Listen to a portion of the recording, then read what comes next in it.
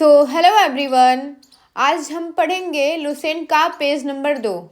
इसके पहले वीडियो में हम लुसेंट का फर्स्ट पेज पढ़े थे, जिसमें प्राचीन भारतीय इतिहास के स्रोत के बारे में जाने थे। तो आज हम इसमें यजुर्वेद, सामवेद, अथर्ववेद को कंप्लीट करेंगे। जैसा कि जो यजुर्वेद है, यजुर्वेद देख रहे हैं ना, यजुर्वेद लुसेंट में फर्स्ट पेज के एकदम नीचे में दिया है। और सामवेद जो है वो पेज नंबर 2 में है। सामवेद किस में है? पेज नंबर 2 में। पेज नंबर 2 में यहाँ पे सामवेद और अथर्ववेद को कंप्लीट करेंगे। तो चलिए देखते हैं, और वीडियो को अच्छे से देखें क्योंकि बहुत इंपॉर्टेंट है। यहाँ से बहुत सारे क्वेश्चन आते हैं कॉम्पिटिटिव एग्जाम में। देखिए, तो सबसे पहले लुसेंट का जो वर्ड्स है वो पढ़ते हैं। लुसेंट में कैसे लिखा गया है और हम उसको अपने तरीके में कैसे लिखे हैं। देखिए, लुसेंट में लिखा गया है कि यजुर्वेद में शस्वर पाठ के लिए मंत्रों तथा बलि के समय अनुपालन के लिए नियमों का संकलन यजुर्वेद कहलाता है। इसके पाठकर्ता को अथर्वयु कहते हैं। इसके पाठकर्ता को क्या कहते हैं? अथर्वयु कहते हैं। यजुर्वेद में यज्ञों के नियम एवं विधि विधान का संकलन मिलता है। इसमें बलिदान विधि का भी वर्णन है। यह एक ऐसा वेद है जो गद्य एवं पद्य दोनों में है। तो देखिए, ये लुसेंट का वर्ड्स है। अब हम इसको अपने तरीके से शॉर्ट में कैसे समझाए हैं। देखिए, यजुर्वेद में क्या क्या है? यज्ञ एवं बलि के नियम। इसमें देखिए, बुक में लिखा है कि यज्ञ के नियम एवं विधि विधान एवं इसमें बलिदान विधि का वर्णन है। तब इसको शॉर्ट में देखते हैं, एकदम सीधी सी बात कि यज्ञ व बलि के नियम किस वेद में दिया गया है? तो यजुर्वेद में दिया गया है। किस वेद में? यजुर्वेद में। और इसके पाठकर्ता को क्या कहते हैं? अथर्वयु कहते हैं। इसके पाठकर्ता को क्या कहते हैं? अथर्वयु। इसके पाठकर्ता को अथर्वयु कहते हैं। और इसमें यज्ञ विधि एवं बलिदान विधि का वर्णन किया गया है। किस वेद में? यजुर्वेद में। और यजुर्वेद एक ऐसा वेद है जो कि गद्य एवं पद्य दोनों में वर्णित है। यजुर्वेद गद्य एवं पद्य दोनों में वर्णित है। गद्य एवं पद किस वेद में मिलता है? यजुर्वेद में, यानी कि दोनों में वर्णित है। गद्य एवं पद्य दोनों में है। तो ये था यजुर्वेद। अब पढ़ते हैं सामवेद, यानी कि पेज नंबर 2 का सामवेद है।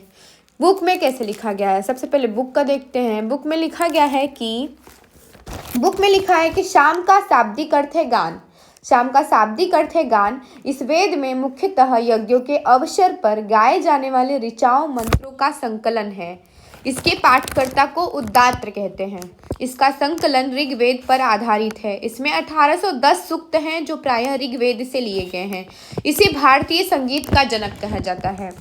तो देखिए, ये लुसेंट का था। लुसेंट के बुक में जो वर्ड्स लिखा है हम उसको पढ़े हैं सामवेद में।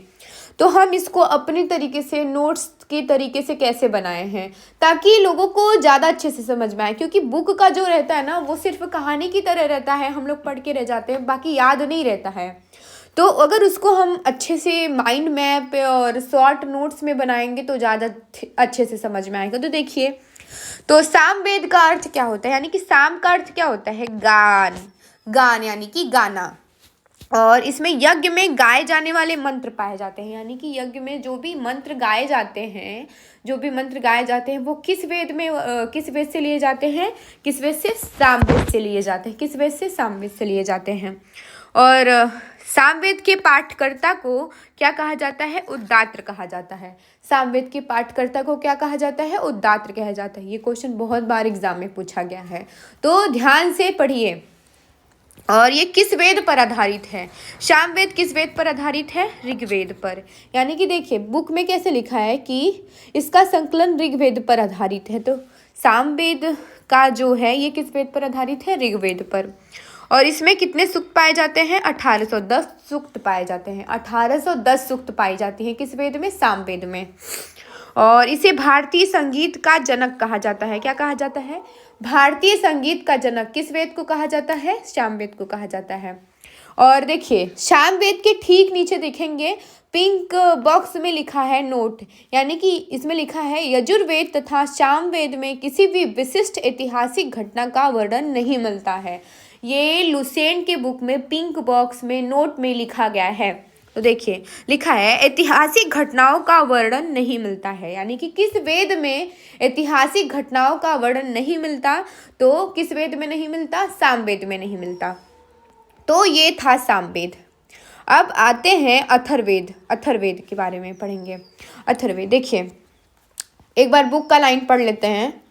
देखिए अथर्वा ऋषि द्वारा रचित इस वेद में कुल 731 मंत्र तथा लगभग 6000 पद्य हैं। इसके कुछ मंत्र ऋग्वैदिक मंत्रों से भी प्राचीनतम हैं। औषधों का उल्लेख सबसे पहले अथर्ववेद में मिलता है। ऐतिहासिक दृष्टि से अथर्ववेद का महत्व इस बात में है कि इसमें सामान्य मनुष्य के विचार एवं अंधविश्वास का विवरण मिलता है। अथर्ववेद में पृथ्वी सूक्त अथर्ववेद का प्रतिनिधि सूक्त माना जाता है।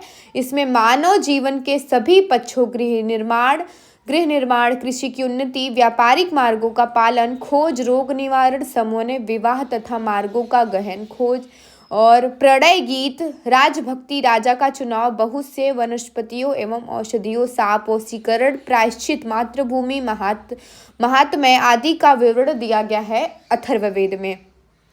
तो अथर्ववेद में परीक्षित को कुरुओं का राजा कहा गया है तथा कुरु देश की समृद्धि का अच्छा चित्रण मिलता है। इसमें सभा एवं समिति को प्रजापति की 2 पुत्रियां कहा गया है। वेदों की कई शाखाएं हैं। तो यहाँ पर देखिए यहाँ तक पढ़े हैं हम, ये लुसेंट का लाइन पढ़े हैं, लुसेंट का। अब उसको हम इसमें कैसे देखते हैं, अब हम अपने तरीके से कैसे समझाएंगे। देखिए अथर्ववेद जो है इसके रचयिता कौन माने जाते हैं, अथर्व ऋषि। अथर्ववेद के रचयिता कौन माना जाता है, अथर्व ऋषि। और इसमें कुल कितने मंत्र हैं, 731 मंत्र हैं। अथर्ववेद में कितने मंत्र हैं, 731 मंत्र। ध्यान से पढ़िएगा, हम लुसेंट से ही पढ़ा रहे हैं और कहीं से भी कुछ भी नहीं लिया गया है, सिर्फ और सिर्फ लुसेंट का है। अगर ये आप पूरा पढ़ लेंगे ना तो आप इससे पढ़कर अधिकारी बन सकते हैं और यहाँ से यूपी पुलिस, एसएससी और भी सारे एग्जाम में यहाँ से क्वेश्चन आते हैं लुसेंट में। ये बहुत इंपॉर्टेंट है लुसेंट पढ़ना, तो ध्यान से देखिए, वीडियो को स्किप मत करिए। देखिए अथर्ववेद के रचयिता अथर्वा ऋषि हैं और इसमें कुल 731 मंत्र हैं और इसमें लगभग 6000 पद्य हैं। कितने, लगभग 6000 पद्य। और इसमें इसकी विशेषता क्या अथर्ववेद की, यानी कि औषधियों का पहला उल्लेख किस वेद में मिलता है, यहाँ से क्वेश्चन बनता है। औषधियों का पहला उल्लेख किस वेद में मिलता है, तो अथर्ववेद में। किस में मिलता है, अथर्ववेद में मिलता है। और इसमें मनुष्य के सामान्य जीवन का वर्णन मिलता है। मनुष्य के समान जीवन, जो कि लुसेंट में लिखा गया है कि मनुष्य के समान विचार, उसमें ऐसे लिखा है। तो हम इसको एकदम देखिए, क्वेश्चन ऐसे ही घुमा फिरा के आता है और हम लोगों को समझ में नहीं आता है। क्वेश्चन घुमा फिरा के पूछता है, लेकिन मतलब उसको ऐसा पढ़ना चाहिए कि क्वेश्चन देखते ही हमको समझ में आ जाए कि इस पेज में यहाँ पर ये बात लिखी गई है। तो देखिए मनुष्य के सामान्य जीवन का जो भी वर्णन है वो किस में मिलता है, किस वेद में, तो अथर्ववेद में मिलता है। किस में मिलता है, अथर्ववेद में मिलता है। सामान्य जीवन का वर्णन अथर्ववेद में मिलता है। और जो अंधविश्वास है यानी कि जादू, टोना टुटका, ये सब अथर्ववेद में ही मिलता है। किस में मिलता है, अथर्ववेद में ही मिलता है। अथर्ववेद में मिलता है। अब इसमें जो है पृथ्वी सूक्त के बारे में जानते हैं। अथर्ववेद का प्रतिनिधि सूक्त है। पृथ्वी सूक्त अथर्ववेद का प्रतिनिधि सूक्त है। तो पृथ्वी सूक्त में कौन कौन से विषय हैं, देखिए जैसे गृह निर्माण हो गया, कृषि व व्यापार हो गया, रोग निवारण, विवाह व प्रणय गीत, राजनीति व राजा चयन, वनस्पति व औषधि, साप वशीकरण, मातृभूमि का महत्व, ये सब अथर्ववेद के पृथ्वी सूक्त का विषय है। ये सब किसका विषय है, पृथ्वी सूक्त का। तो यहाँ से क्वेश्चन बनता है, पृथ्वी सूक्त किस वेद का सूक्त है, तो अथर्ववेद का है। और ये सब विषय किस में पाए जाते हैं, तो पृथ्वी सूक्त में पाए जाते हैं।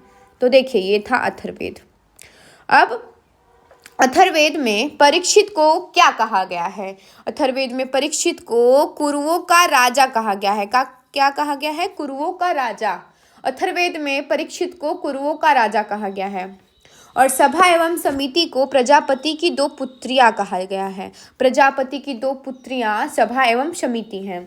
और जादू टोना का विवरण भी इसी में मिलता है, अथर्ववेद में। अथर्ववेद में, यानी कि इसमें जादू टोना का जो भी अंधविश्वास, अब जादू टोना तो समझ रहे हैं ना, अंधविश्वास है, तो ये सब अथर्ववेद में ही मिलता है। अब इसके आगे जानते हैं वेदों की शाखाएं। वेदों की शाखाएं देखिए बुक में कैसे लिखा गया है, लुसेंट के बुक में। वेदों की भी कई शाखाएं हैं जो वैदिक अध्ययन और व्याख्या से जुड़े विभिन्न दृष्टिकोणों का प्रतिनिधित्व करती हैं। साकल शाखा ऋग्वेद से जुड़ी एकमात्र जीवित शाखा है। यजुर्वेद को शुक्ल यजुर्वेद और कृष्ण यजुर्वेद दो शाखाओं में बांटा गया है। माध्य दिन और काढ़व शुक्ल यजुर्वेद अथवा वाजसनेय संहिता की शाखाएं हैं। कृष्ण यजुर्वेद की से जुड़ी शाखाएं काठक, कनिष्ठफल, तलवक, काठक, कनिष्ठफल, मैत्रायणी और तैत्तिरीय हैं। कौथुम, मृणालिनी एवं जैमिनी, तलवकार, सामवेद की शाखाएं हैं। अथर्ववेद की शाखाएं शौनक और पेपलाद है। तो ये सब जो हम पढ़ेंगे लुसेंट का लाइन है, लुसेंट का लाइन। अब हम इसको अपने तरीके से कैसे समझाएंगे तो देखते हैं। देखिए ऋग्वेद से जुड़ी एकमात्र कौन सी शाखा है, साकल शाखा, यानी कि एकमात्र जीवित शाखा, एकमात्र जीवित शाखा। ऋग्वेद से जुड़ी एकमात्र जीवित शाखा कौन सी है, साकल शाखा है। कौन सी शाखा है, साकल शाखा। तो ऋग्वेद से सिर्फ एक ही शाखा है, साकल शाखा है। और यजुर्वेद को दो शाखाओं में बांटा गया है। यजुर्वेद को दो भागों में बांटा गया है। किस में, शुक्ल यजुर्वेद और कृष्ण यजुर्वेद, यानी कि यजुर्वेद को दो भागों में बांटा गया है। किसमें शुक्ल यजुर्वेद और कृष्ण यजुर्वेद। तो शुक्ल यजुर्वेद की कौन कौन सी शाखाएं होती हैं, माध्य दिन और काढ़व। माध्य दिन, काढ़व ये शुक्ल यजुर्वेद और वाजसनेय संहिता की शाखाएं हैं। वाजसनेय संहिता,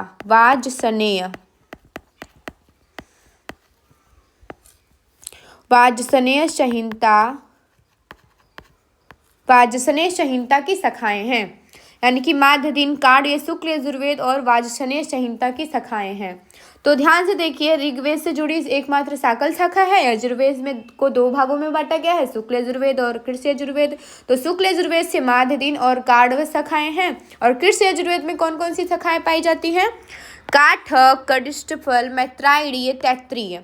ये सब किस वेद की शाखाएं हैं, तो ऋग्वेद की यजुर्वेद की शाखाएं हैं। यजुर्वेद के कृष्ण यजुर्वेद, यजुर्वेद को दो भागों में बांटा गया है, शुक्ल और कृष्ण यजुर्वेद। तो ये सब कृष्ण यजुर्वेद की शाखाएं हैं। काठक, कपिष्ठफल, मैत्रायणी, तैत्तिरीय ये सब कृष्ण यजुर्वेद की शाखाएं हैं।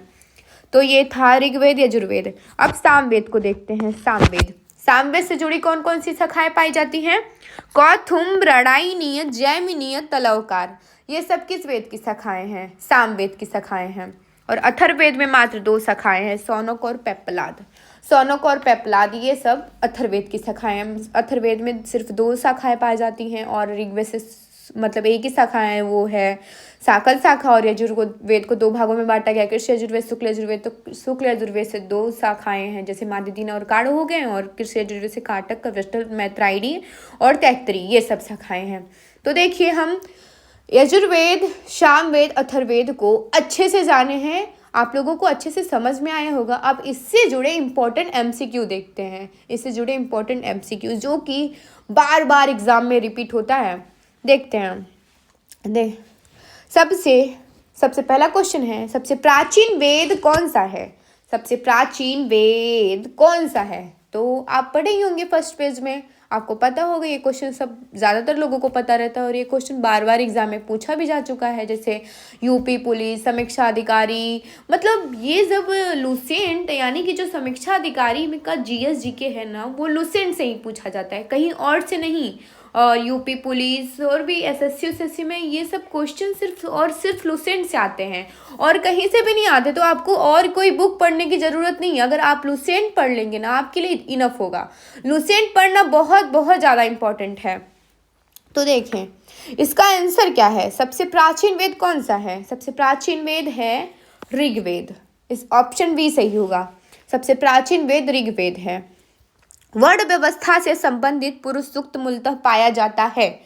अब देखिए अगर यहाँ पे वर्ण व्यवस्था देख रहे हैं ना, आपको कंफ्यूजन हो रहा होगा। वर्ण व्यवस्था, अब यहाँ पे ये लुसेंट के फर्स्ट पेज में ये वर्ड लिखा गया है ऋग्वेद में ऊपर लिखा है कि चातुस्वर्ण समाज की कल्पना का आदि स्रोत ऋग्वेद के 10वें मंडल में वर्णित पुस्तक है, वर्णित पुरुष सूक्त है। तो देखिए, वर्ण व्यवस्था से संबंधित पुरुष सूक्त मूलतः पाया जाता है, तो ये किस वेद में पाया जाता है? तो पुरुष सूक्त किस वेद से संबंधित होता है? ध्यान से देखिए, क्वेश्चन बहुत इंपॉर्टेंट है। पुरुष सूक्त किस वेद से संबंधित होता है? ऋग्वेद से संबंधित होता है। किस वेद से? ऋग्वेद से संबंधित होता है, तो ऑप्शन सी सही होगा। अगला क्वेश्चन है, भारतीय संगीत का जनक किस वेद को कहा जाता है? भारतीय संगीत का जनक आपको पता ही होगा, ये क्वेश्चन बहुत बार एग्जाम में पूछा जा चुका है। तो देखिए, भारतीय संगीत का जनक सामवेद को कहा जाता है, ऑप्शन तीसरा सही है। अगला क्वेश्चन है, यज्ञों में गाए जाने वाले मंत्रों का संकलन किस वेद में मिलता है? अब देखिए, यहाँ पे यज्ञ देखकर आप लोग कंफ्यूजन में मत पड़िए। यज्ञ देखकर आप लोग को कंफ्यूजन में पड़ने की जरूरत नहीं है, क्योंकि यहाँ पे गायना भी आ गया है ना, गाए जाने वाले। अगर जहाँ पे भी गाना होना आता है, अगर जहाँ पे भी गाना, संगीत, ये सब वर्ड्स लिखा है, तो वो बिल्कुल सामवेद से रिलेटेड होगा। तो यज्ञों में गाए जाने वाले मंत्रों का संकलन सामवेद में मिलता है। किस में मिलता है? सामवेद में मिलता है, तो ऑप्शन तीसरा सही है। अगला क्वेश्चन है, उद्दात्र किस वेद से संबंधित पुरोहित होता है? तो अभी आप लोगों को पढ़ाए हम कि पेज नंबर 2 में, लुसेंट के पेज नंबर 2 में सामवेद के नीचे लिखा है कि सामवेद के पढ़ने वाले मतलब पुरोहित को क्या कहते हैं? उद्दात्र कहते हैं। क्या कहते हैं? उद्दात्र कहते हैं। तो ये है सामवेद में, सामवेद को पढ़ने वाले पुरोहित को उद्दात्र कहा जाता है, तो ऑप्शन तीसरा सही है। अगला क्वेश्चन है, परीक्षित को कुरुओं का राजा किस वेद में कहा गया है? परीक्षित को कुरुओं का राजा किस वेद में कहा गया है? अभी हम आपको पढ़ाए हैं, लुसेंट के पेज नंबर 2 में लिखा गया है। लुसेंट के पेज नंबर 2 में लिखा गया है। देखिए, अथर्ववेद में नीचे देखेंगे तो यहाँ पे एक लाइन लिखा है कि अथर्ववेद में परीक्षित को कुरुओं का राजा कहा गया है। तो किस वेद में कहा गया है? अथर्ववेद में कहा गया है। अथर्ववेद में कहा गया है ये बात, कि ये जो परीक्षित को कुरुओं का राजा अथर्ववेद में कहा गया है। अगर आप लुसेंट का एक एक पार्ट पढ़ लेंगे ना, एक एक पार्ट आपको लुसेंट का पढ़ने का जरूरत है, क्योंकि यहीं से क्वेश्चन आते हैं और कहीं बाहर से नहीं आते। क्वेश्चन यहीं से बनते हैं और बाहर से नहीं, बस घुमा फिरा के क्वेश्चन आते हैं। आपको पढ़ने की जरूरत है। अगर आप पढ़ लेंगे तो आपको बिल्कुल समझ में आएगा। क्वेश्चन देखेंगे तो आपको एक बार में ही समझ में आ जाएगा। तो अथर्ववेद से संबंधित है। अगला क्वेश्चन है, निम्नलिखित में से सही जोड़ी कौन सी है? देखिए, सामवेद यज्ञ विधि से संबंधित है, बिल्कुल गलत। नहीं, सामवेद तो संगीत से संबंधित था ना, हाँ, तो ये गलत है। और यजुर्वेद संगीत से संबंधित है, बिल्कुल गलत। यजुर्वेद संगीत से संबंधित कहाँ है? नहीं है। अथर्ववेद में सामान्य जीवन का वर्णन किया गया है, हाँ, क्योंकि अथर्ववेद में ही सामान्य मनुष्य के जीवन का विचार मिलता है, तो ये सही है, ऑप्शन तीसरा सही है। और ऋग्वेद में औषधि का विवरण नहीं मिलता है, गलत है ये, तो ऑप्शन तीसरा सही है। क्या सही है? ऑप्शन तीसरा सही है। अगला क्वेश्चन है, औषधि के सबसे प्राचीन उल्लेख का स्रोत कौन सा वेद है? तो कौन औषधि का नाम जहाँ पे आ जाए तो वहाँ पे ऑब्वियसली अथर्ववेद होगा, ऑप्शन चौथा सही है। अगला क्वेश्चन है, निम्नलिखित में से किस वेद में किसी विशिष्ट ऐतिहासिक घटना का उल्लेख नहीं मिलता? तो देखिए, सामवेद के नीचे एक पिंक बॉक्स है, उसमें लिखा है नोट, तो वही लाइन पढ़िए आप। तो इसमें लिखा है, यजुर्वेद और सामवेद में किसी भी विशिष्ट ऐतिहासिक घटना का वर्णन नहीं मिलता है। तो ये किस वेद से मिलता है? सामवेद में मिलता है। सामवेद में विशिष्ट ऐतिहासिक घटना का वर्णन नहीं होता है। सामवेद में किसी विशिष्ट ऐतिहासिक घटना का उल्लेख नहीं मिलता है। किस वेद में? सामवेद में। अगर आप लुसेंट का एक एक लाइन, एक एक पेज अच्छे से जान लेंगे ना, तो अगर आप कोई क्वेश्चन एग्जाम देने जा रहे हैं, कोई क्वेश्चन देखेंगे तो आपको पता हो जाएगा कि ये इस पेज से क्वेश्चन पूछा गया है। देखिए, अगला क्वेश्चन है, कौन सा वेद गद्य और पद्य दोनों रूपों में उपलब्ध है? तो आपको भी पढ़ाए थे, यजुर्वेद में, ऑप्शन तीसरा सही है। अगला क्वेश्चन है, यजुर्वेद के मंत्रों का पाठ करने वाले पुरोहित को क्या कहा जाता है? तो क्या कहा जाता है? अधर्व्यु कहा जाता है, ऑप्शन तीसरा सही है। अगला क्वेश्चन है, निम्नलिखित में से कौन सा कथन यजुर्वेद के बारे में सही है? देखिए, इसमें केवल संगीत से जुड़े मंत्र हैं, बिल्कुल गलत, क्योंकि यजुर्वेद में संगीत का वर्णन ही नहीं मिलता। इसमें औषधियों का वर्णन है, बिल्कुल गलत, क्योंकि औषधि का वर्णन तो अथर्ववेद में मिलता है ना। इसमें यज्ञ व बलि की विधियां दी गई हैं, हाँ सही, क्योंकि यज्ञ एवं बलि बलिदान की विधियां जो है ये किस में दिया गया है? यजुर्वेद में। और इसमें केवल दर्शन है, बिल्कुल गलत, ये भी गलत है। तो ऑप्शन तीसरा सही है। अगला क्वेश्चन है, अथर्ववेद में सभा एवं समिति को किसकी पुत्रियां कहा गया है? किसकी पुत्रियां कहा गया है? प्रजापति की। अथर्ववेद में सभा एवं समिति को प्रजापति की पुत्रियां कहा गया है। ये अथर्ववेद में एक लाइन है, इसमें लिखा गया है कि परीक्षित को इसमें लिखा है सभा एवं समिति को प्रजापति की 2 पुत्रियां कहा गया है। तो लुसेंट में ये लाइन लिखा गया है। अगर आप लुसेंट पढ़ लेंगे तो आपको कोई भी एग्ज़ाम देंगे तो लुसेंट से ही क्वेश्चन आते हैं ज़्यादातर। आपको पढ़ने की ज़रूरत है लुसेंट, और कोई बुक मत पढ़े। लुसेंट पढ़ लेंगे इतना ही नहीं है, लेकिन लुसेंट को अच्छे से पढ़ना होगा। अगला क्वेश्चन है, सामवेद को किसका जनक कहा जाता है? भारतीय दर्शन का? नहीं। भारतीय साहित्य का? ये भी नहीं। भारतीय संगीत का? हाँ सही है, क्योंकि भारतीय दर्शन नहीं कहा जाता है और भारतीय संगीत कहा जाता है, भारतीय धर्म भी नहीं कहा जाता है। तो सामवेद को भारतीय संगीत का जनक कहा जाता है। अगर जहाँ पे संगीत आ जाए तो वो सामवेद से संबंधित है। सामवेद में भारतीय संगीत का जनक कहा जाता है सामवेद को। तो ऑप्शन तीसरा सही होगा इसका। अगला क्वेश्चन है, पृथ्वी सूक्त किस वेद से संबंधित है? पृथ्वी सूक्त किस वेद से संबंधित है? तो ये अथर्ववेद से संबंधित है। तो इसमें लिखा है ना कि पृथ्वी सूक्त अथर्ववेद का प्रतिनिधि सूक्त माना जाता है, तो ये अथर्ववेद में मिलता है, अथर्ववेद में। तो अगर लुसेंट का एक एक लाइन पढ़ेंगे तो आपको अच्छे से समझ में आ जाएगा, कोई भी क्वेश्चन करने में आपको दिक्कत नहीं होगा। तो पृथ्वी सूक्त किस वेद से संबंधित है? अथर्ववेद से, यानी कि ऑप्शन चौथा सही होगा। तो देखें, ये हम लुसेंट का दूसरा पेज पढ़े हैं, यानी कि अथर्ववेद पढ़े हैं, अथर्ववेद तक पढ़े, यजुर्वेद, सामवेद, अथर्ववेद, हम तीनों को कंप्लीट किए हैं। अब इसके आगे हम लुसेंट में, यानी कि अथर्ववेद के नीचे क्या है? ब्राह्मण, आर्यक तथा उपनिषद। देखिए, ब्राह्मण, आर्यक और उपनिषद, ब्राह्मण, आर्यक और उपनिषद। तो ये हम अगले टॉपिक में, अगले वीडियो में पढ़ाएंगे अच्छे से। अगले वीडियो में ये टॉपिक हम अच्छे से कवर करेंगे।